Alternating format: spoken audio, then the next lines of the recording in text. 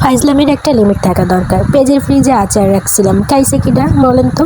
মজা করে একটু মুড়ি মাখাতে গেলাম, দেখলাম মুড়িই নাই। ভাবলাম একটু চানাচুর মেখে খাই আচার দিয়ে, দেখলাম কি আমার ফ্রিজে আচার নাই।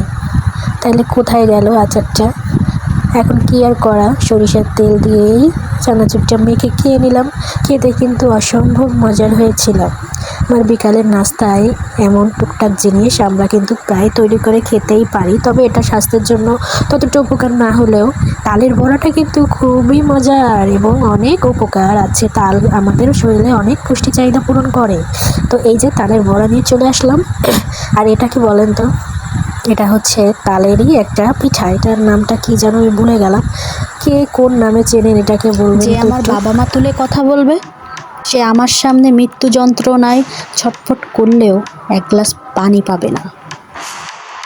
জানো বাবা, তুমি আকাশের সবচেয়ে সুন্দর তারা, কারণ তুমি ছাড়া আমি পথহারা।